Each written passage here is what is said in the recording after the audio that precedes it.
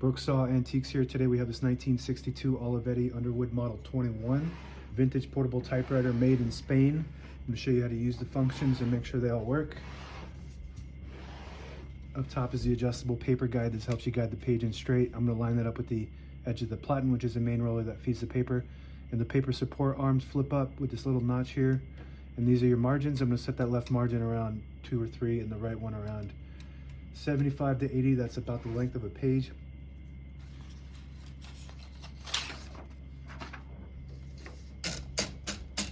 And you don't even have to lift up the paper bell because this is so smooth.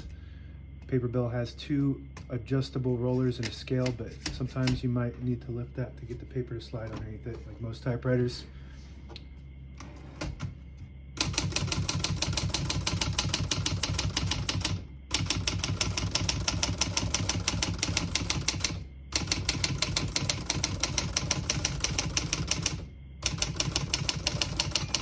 Once you hear the bell, you're at the end of the margin. Hit this line space, get you back to the beginning. It skips 1, 2, or 3, or 4. Switch from single to double. Just flip this switch forward 1, it skips 2, 1 more, it skips 3, 1 more, that skips 4. Pretty fancy. You don't typically see typewriters that skip 4, but we're going to keep it on 1 and finish typing. And as you can see, all the keys type nice and none of them skip or stick. I'll type a sentence on the next line.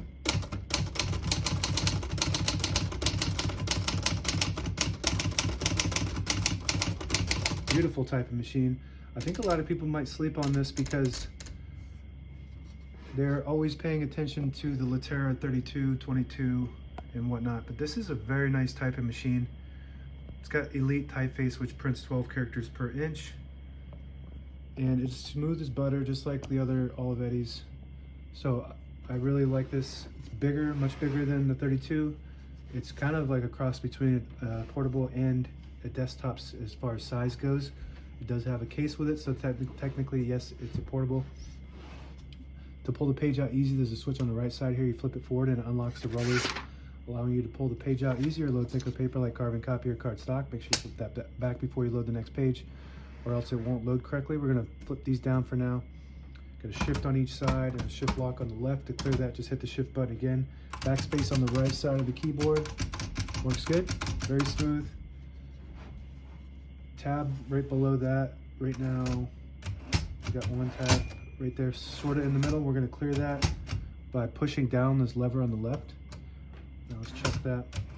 But I always like to have one set somewhere in the middle, so that way when the tab button gets hit, it doesn't go all the way to the end, causing wear and tear. So you just lift this lever up to set it and down to clear it. So we're going to set the one right there. Works great. You can set as many tabs as you want on this model. Color selector switch on the right side here. You got blue, white, and red. When it's on blue, it prints the top portion of the ribbon. When it's in the middle, it doesn't print any ink at all. When it's on the bottom, it prints the bottom portion of the ribbon. So this just allows the vibrator, which is what holds the ribbon there and goes up and down, to go up higher or lower.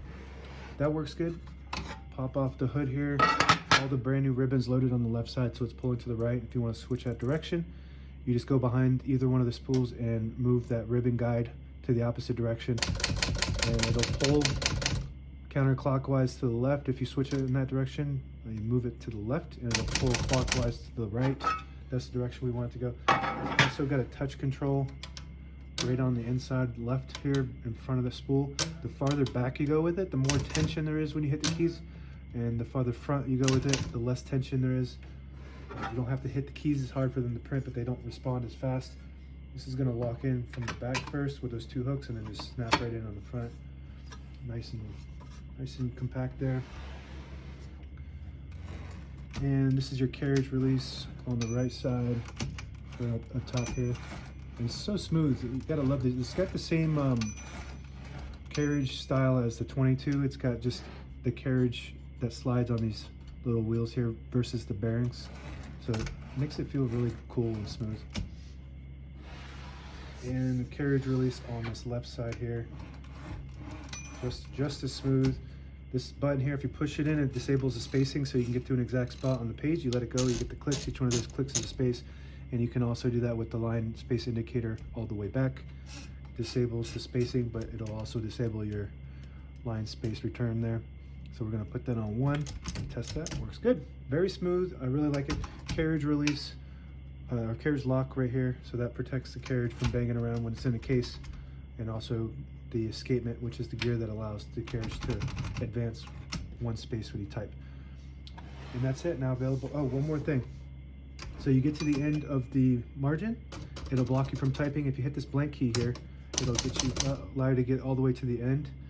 And some people might think that that's a 1 or a blank key, or just a bonus key, but that's the margin release. And that's it, now available on eBay or Etsy. Search Brooksaw Antiques.